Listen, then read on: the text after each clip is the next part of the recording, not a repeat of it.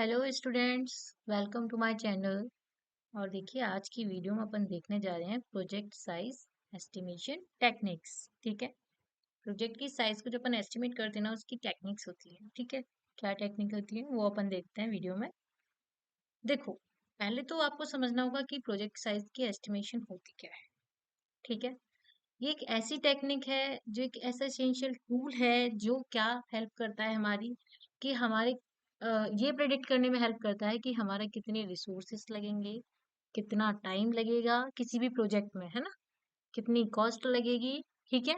और उस प्रोजेक्ट को इंश्योर करने के लिए क्या क्या पॉसिबिलिटीज हैं, क्या क्या एफिशिएंसीज हैं। ठीक है। वो सबको प्रेडिक्ट करने के लिए हमें प्रोजेक्ट एस्टिमेशन की जरूरत पड़ती है। ठीक है। देखो, अगर प्रोजेक्ट साइज की स्कोप और रिसोर्सेज जो भी रिक्वायर्ड है प्रोजेक्ट के लिए, उसको डिटरमाइन अगर करना होता है ना, तो हमें प्रोजेक्ट साइज एस्टिमेशन की जरूरत पड़ती है।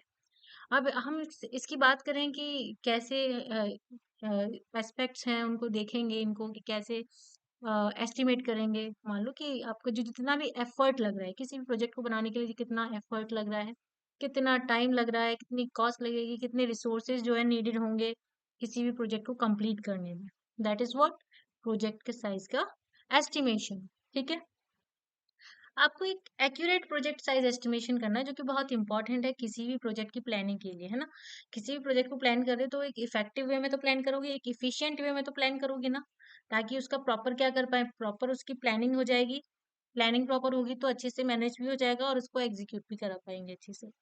तो that is what project size estimation है। राइट। फिर अपन देख लेते हैं कि इसकी इम्पोर्टेंस क्या है। प्रोजेक्ट साइज एस्टिमेशन की इम्पोर्टेंस क्या है।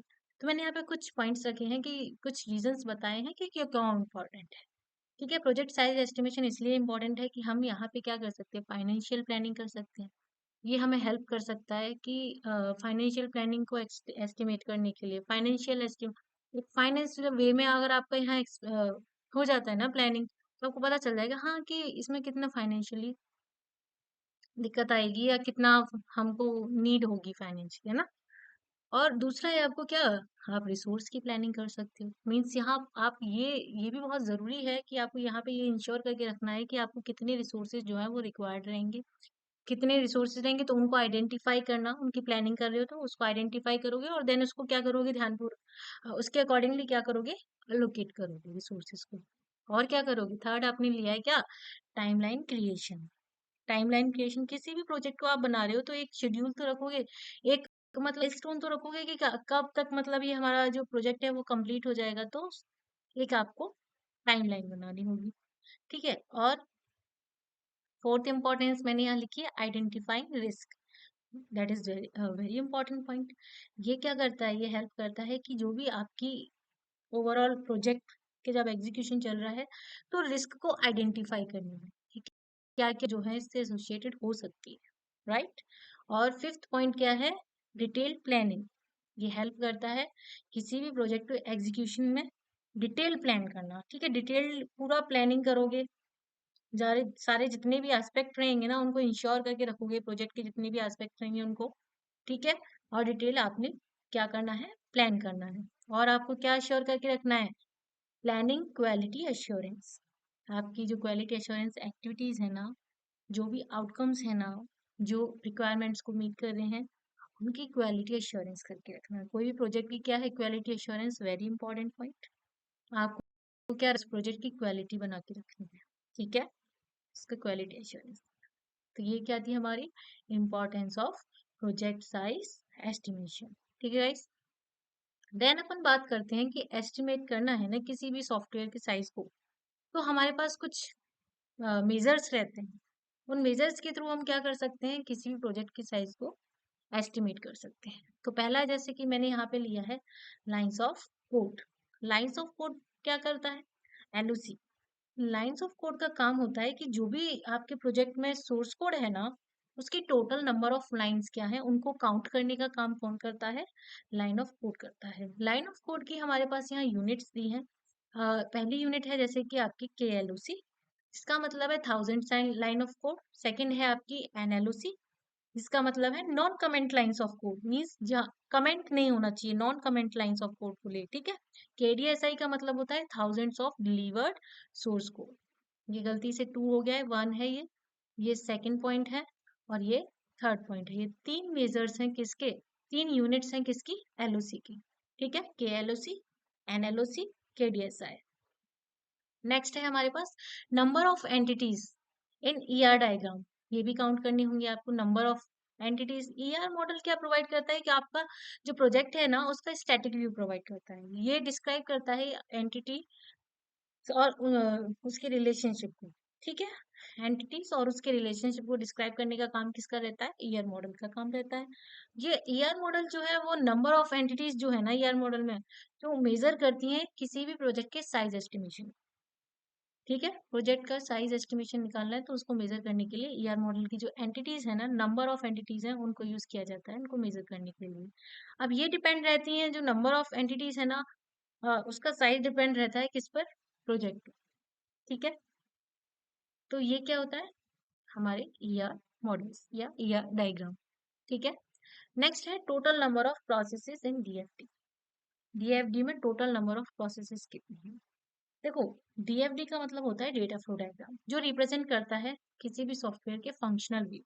ठीक है, पीछे हमने देखा नंबर ऑफ एंटिटीज है, ये तो स्टैटिक व्यू को प्रोवाइड करता है कौन, ईआर डायग्राम। और डीएफडी क्या रिप्रेजेंट करता है, फंक्शनल व्यू, किसके, सॉफ्टवेयर के फंक्शनल व्यू। जो भी फ्लो है ना, जो फ्लो या फंक्शंस जो इन्वॉल्व है सॉफ्टवेयर में या फ्लो है इनके बीच में, जो भी उनको जो डिफाइन करने का काम रहता है वो डीएफडी का ही रहता है। डीएफडी मॉडल यही काम करता है क्या, वो प्रोसेसेस जो भी हैं, जो भी फंक्शंस हैं सॉफ्टवेयर में, उनके बीच में क्या फ्लो है। ठीक है, जो यूटिलाइजेशन जो रहता है ना फंक्शंस का, तो उसके थ्रू हम क्या, जो डीएफडी है ना, फंक्शंस की जो यूटिलाइजेशन में जो डीएफडी है ना, वो प्रिडिक्ट करती है सॉफ्टवेयर के साइज को। ठीक है, सॉफ्टवेयर के साइज को डिपेंड करना, ये देखना कि प्रोसेस कहाँ से कहाँ पे हमारा जो डेटा है वो फ्लो हो रहा है, कितने फंक्शंस इन्वॉल्व हैं इसमें। ठीक है, क्या क्या चीजें हैं जो इसमें इन्वॉल्व हैं, टोटल नंबर ऑफ जो प्रोसेसेस है ना डीएफडी में, उनको देखना। इससे क्या होगा, हमारा प्रोजेक्ट के साइज को एस्टिमेट किया जाएगा इजीली। ठीक है, नेक्स्ट पॉइंट है हमारा फंक्शन पॉइंट एनालिसिस। नेक्स्ट क्या है, फंक्शन पॉइंट एनालिसिस। इस मेथड में क्या करते हैं हम, जो हमारे पास नंबर या टाइप्स ऑफ फंक्शंस हैं ना, जो किसी भी सॉफ्टवेयर के द्वारा जो सपोर्ट किए जा रहे हैं, और सॉफ्टवेयर उनको यूटिलाइज करता है और फाइंड करता है क्या, फंक्शन पॉइंट काउंट। तो इसके लिए कुछ स्टेप्स रिक्वायर्ड हैं जो मैं आपको बताती हूँ। कुछ स्टेप्स जो है ये है फंक्शन पॉइंट एनालिसिस के, कि पहले ये क्या करेगा, काउंट करेगा नंबर ऑफ फंक्शन को। जो भी आपका प्रपोज्ड टाइप है, हर एक प्रपोज्ड टाइप से क्या करेगा ये, जो नंबर ऑफ फंक्शंस है ना उनको काउंट करेगा। देन उनको क्या करेगा, कंप्यूट कंप्यूट करेगा, कौन से फंक्शन पॉइंट को, अनएडजस्टेड फंक्शन पॉइंट को कंप्यूट करेगा। और क्या फाइंड करेगा, find the total degree of influence, TDI. Find करेगा क्या, टोटल डिग्री ऑफ इन्फ्लुएंस को फाइंड करेगा। देन क्या करेगा, कंप्यूट करेगा वैल्यू एडजस्टमेंट फैक्टर, और find the function point count.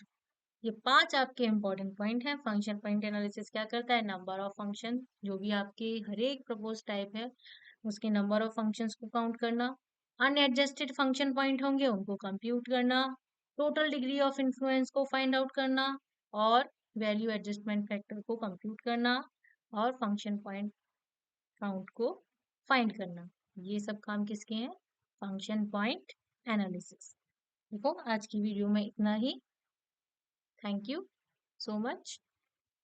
Next